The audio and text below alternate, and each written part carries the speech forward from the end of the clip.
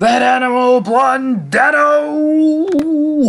Welcome back to Fog Entertainment. It is the test stream. It is season 5, episode 11 of The Sopranos, and pretty much 80% of this episode takes place in the mad, wacky mind of Tony Soprano. So let's waste no time about it. Things are heating up between Tony and his Gumar, literally, because she actually catches fire to the sleeve of her nylon Gimano and is badly burned. Tony pretty much just whips this blanket out. I think it's a fire blanket and puts it over her, but I get it. Fire needs well placed. Fire needs oxygen to breathe and spread. But I mean, there was no proof it was actually out. Tony's like, it's all right, you're okay. For all we know, she was burned to a crisp underneath this blanket. And looking at her in the hospital, we kind of went that way. Yeah, I mean, it kind of did go that way. Tony Soprano saving her, but you can just sense that Tony is now going to. Yeah, he'll be looking for a way out the back door. Although he does mention in the episode, how's it going to look if I bail now? But he had plans to leave anyway. Who are you kidding, Tony? You're not sticking by this woman. You know what? I'm actually going to defend Tony here. You know why I'm going to defend him? This ain't his wife. This is some bit on the side. If he pays for the hospital bills, right, and just leaves her, is he really a bad guy? He doesn't have to. Why would he have to pay for the hospital bills? He doesn't have to do that. It wasn't his fault.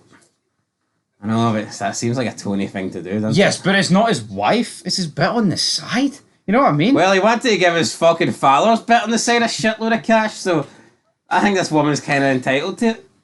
Yeah, I'm not saying she ain't entitled to a wee bit of help with the hospital, but you know what? She's out of commission. How do you like your women? Extra crispy. Medium rare, buddy. Medium rare, but Angelo, he likes... Such a fucking Soprano scene, though, to be honest, where she's just cooking breakfast and they have a little bit of an argument and the next thing her house coat goes on fire and she gets, burns that put her in the hospital. I feel like it's only the Sopranos that could actually happen. Yeah, the Sopranos could actually happen, but we're going to get a dream sequence very soon. But before we get then, we have to talk about Angelo. So he meets with Tony B, he gives him this wee thing to put on his desk. And I'm the boss, and that's final. Boy, are you fat. And essentially, Angelo then, he goes to get stuff. He gets a wee lawnmower. Angelo, he's living that half in, half out life. But then the Leotardo... You can't really live that way, though. No. The Leotardo brothers kill him. What do you make of this scene? They wrap him in Dexter cling film and shoot him. It was just abrupt, wasn't it? It was quick. I was kind of looking forward to seeing how this meeting was. Oh, he wants to speak to you. Fair enough. Then it just doesn't happen. Doesn't happen. He's dead. That's Angelo done and dusted. You got Phil not too happy about the fact that his car got damaged. I tell you what, man, they could have pulled Angelo over without damaging the car here.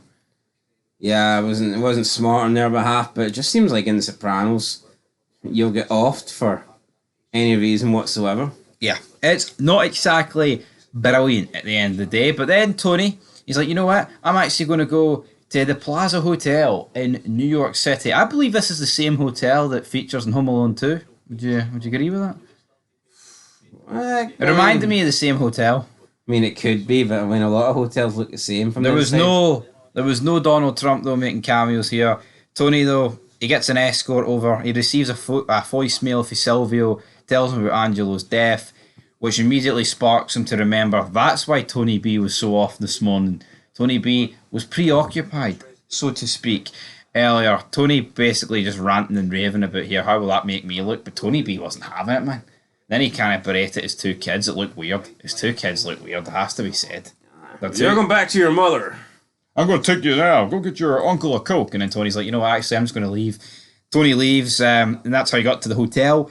He then falls asleep, right? He's ringing people. He's reading Bada Bing and Quantuna, but no one's really telling him where Tony B is. He's demanding where Tony is, but then he has the dream where he wakes up next to Carmine Libertazzi, a big, fat, old guy with fish lips who's hiding from the man upstairs. I actually thought it was probably the dream peak, to be honest. Yeah, I mean, it was a pretty good scene. Tony falls asleep with some woman that he ordered off not online, off the telly. And then he wakes up next to some fucking old guy, and Tony is crawling out of bed, trying to survive, trying to get away. It was pretty funny. Yeah, he was getting counselled here by Gloria, who's been dead, a few seasons now. It was kind of funny, then it turned really dark. He's like, do you have kids? And she's like, no, I died too young. And the mood just absolutely changes. And then riding in the back of a 1959 Cadillac, being driven by his long dead father, Johnny Boy. Who's in the front? Big Sal. Who's in the back? This was a who's who of The Soprano. Mikey Palmas was in the back. If you were important, you were in this scene. Yeah. Then you've got Ralph Cifaretto in the back. Oh no, sorry, in the front. And he's like, where are you taking me? We're driving you to the job. He then wakes up in his house. He starts spitting out teeth. He goes to dinner here with Carmela to meet Finn's parents. It's the deceased detective Finn Macassan and the actual real life actress Annette Bening. So that's just a weird combo that Tony would imagine these two. He's spitting his teeth. I always get dreams like this where I get my teeth. I don't like the teeth getting spat out. He then goes to the toilet. There was like a weird scene where Artie's like sitting behind the kitchen door pointing. Yeah, he got to meet Finn's family, and then it's almost like Artie is sensing. Yeah, but it's not Finn's family. Well, no, but I mean, it was appearing to be Finn's family. It was appearing to be Finn's family, but it's definitely not. Artie, though, doing his best to save Tony. Yeah. Letting him know, keeping him aware that there's a hit on you, and they're coming. They're coming for you, big man. Tony then goes outside. He notices shots happening outside. Tony B kills Billy Leotardo. He shoots Phil, who's in his car. He then crawls to the floor. He's like, cut. Did he get me? Was that good? Then they interview Tony. Then the crowd that are outside are all blaming Tony. He runs away. He then finds Artie, jumps in the back of the Cadillac with Artie. He then looks in the back seat. We see Richie Aprile and Gigi Sestone. Again, it's another who's who. Richie Aprile looking quite... Would you agree with that?